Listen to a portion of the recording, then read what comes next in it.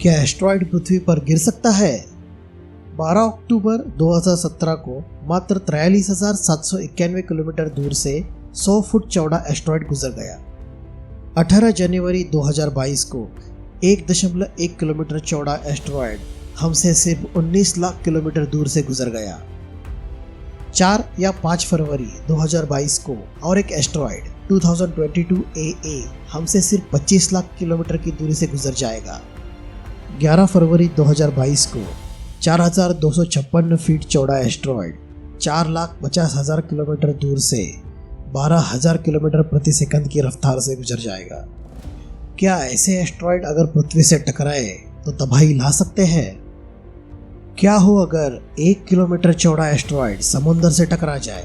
NASA तथा दुनिया भर के वैज्ञानिक ऐसी टक्कर रोकने के लिए क्या कर रहे हैं? वैज्ञानिकों के हिसाब से ऐसी टक्कर से हम खुद को कैसे बचा सकते हैं? ये सब आगे देखेंगे, लेकिन पहले ये जानेंगे कि क्या ऐसे एस्ट्रॉयड के टकराव से पृथ्वी पे भारी तबाही आ सकती है। आप क्या सोचते हैं, ऐसे टकराव से कितनी तबाही आ सकती है?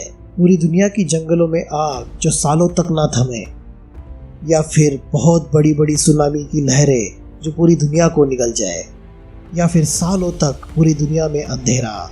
हमें कमेंट बॉक्स में ज़रूर बताइए। बहरहाल ये बात सुनकर अचंभित मत होइए कि एस्ट्रॉयड का पृथ्वी से टकराना कोई नई बात नहीं है।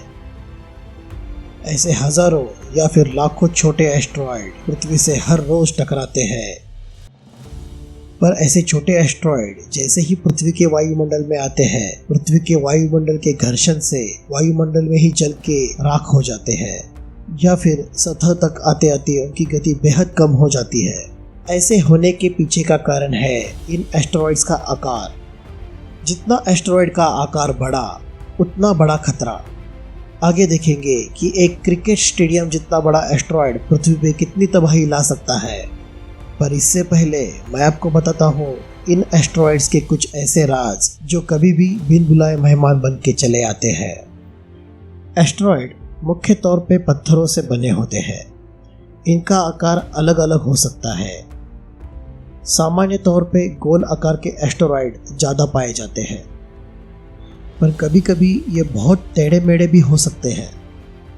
हमने आज तक जितने एस्टेरॉयड देखे हैं उनमें कई एस्टेरॉयड को तो खुद का एक उपग्रह भी होता है जो इन एस्टेरॉयड्स की परिक्रमा करते हुए उनके साथ ही आगे चलता है। या फिर कभी कभी एक समान मास वाले 2 एस्टेरॉयड टीम बनाकर एक दूसरे के साथ भी आगे बढ़ते हैं। टेनिस बॉल या फिर उससे कुछ बड़ी साइज के एस्टेरॉयड हजारों की तादाद में हर रोज पृथ्वी पे गिरते हैं। क्या आपको पता है हमारी पृथ्वी से साल में कम से कम एक बार कार जितना बड़ा एस्टेरॉयड टकराता है? 80 फीट तक के एस्टेरॉयड पृथ्वी से जब टकराते हैं तब ये वायुमंडल में ही जल के खाक हो जाते हैं। पर अगर ये सतह तक पहुंच भी जाए तभी भी भारी नुकसान नहीं करते। हर 2000 सालों में एक क्रिकेट स्टेडियम जितना बड़ा एस्टेरॉयड हमारी पृथ्वी से टकराता है, और इतने बड़े एस्टेरॉयड काफ़ी बड़ी तबाही मचा सकते हैं। जैसे समझ लीजिए 1 किलोमीटर चौड़ा एस्टेरॉयड अगर पृथ्वी के किसी एक शहर पे टकरा जाए तो वो काफ़ी तबाही मचा सकता है। ये कई जानें ले सकता है और कई $100 मिलियन का नुकसान कर सकता है। 1.5 किलोमीटर या फिर उससे थोड़ा बड़ा एस्टेरॉयड पृथ्वी पर जलवायु और जालमाल का भारी नुकसान कर सकता है। पर हर कुछ लाख साल बाद पृथ्वी से इतना बड़ा एस्टेरॉयड टकराता है कि ये पृथ्वी से पूरी एक सभ्यता को खत्म करने की क्षमता रखता है। ये इतिहास में जिन जगह पे गिरे हैं वो जगह हमें आज भी क्रेटर्स के रूप में दिखाई देती है। नासा के हिसाब से 938 किलोमीटर बड़े एस्टेरॉयड भी है जो मंगल और बृहस्पति के बीच वाली जगह में हमारी सौर मंडल का चक्कर लगाते हैं, जिसे एस्टेरॉयड बेल्ट कहा जाता है। क्योंकि एस्टेरॉयड बेल्ट में चक्कर लगाने वाले इन एस्टेरॉयड्स की तादाद इतनी ज़्यादा होती है कि ये आपस में ही टकरा के अपनी कक्षा से भटक जाते हैं।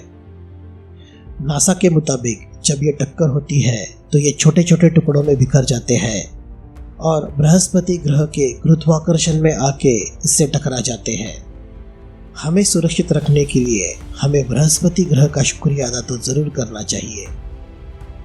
पर हाँ, अगर एक बहुत बड़ा एस्टेरॉयड पृथ्वी से टकराया तो ये भारी तबाही लाएगा, इसमें कोई दो राय नहीं है।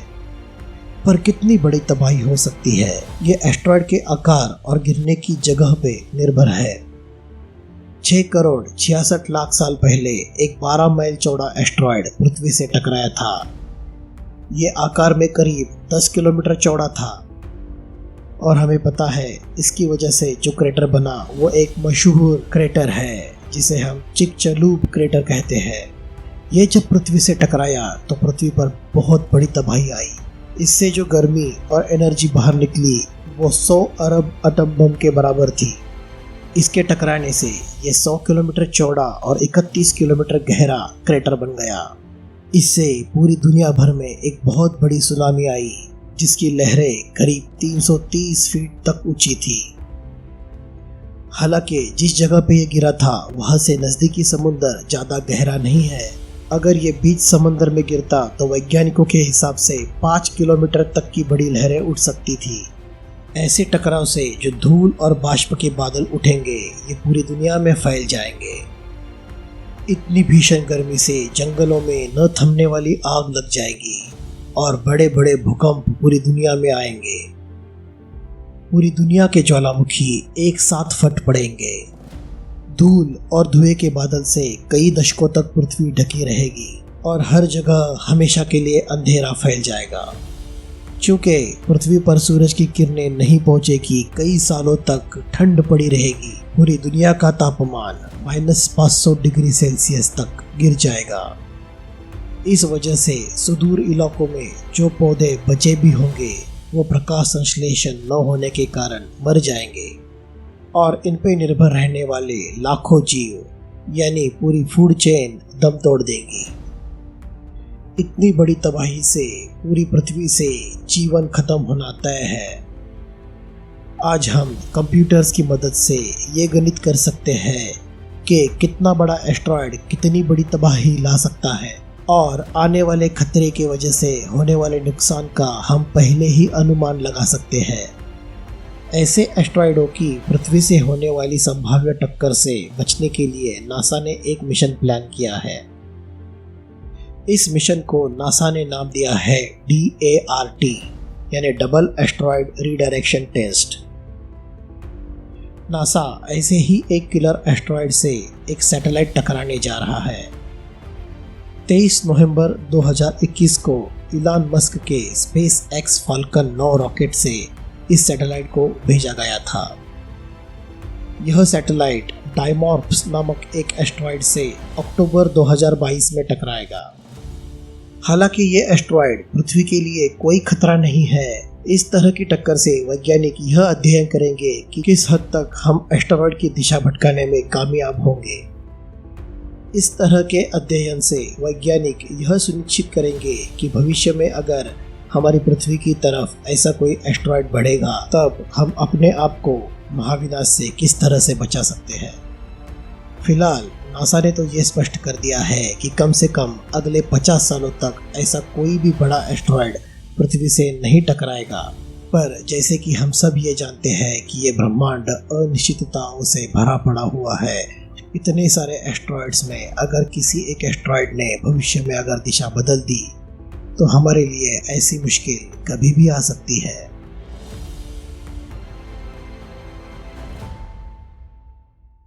ये वीडियो बनाने के लिए हमने जिन रेफरेंसेस का इस्तेमाल किया है वो हमने डिस्क्रिप्शन बॉक्स में डाल दी है। अगर ये वीडियो आपको अच्छा लगे तो इसे लाइक कीजिए।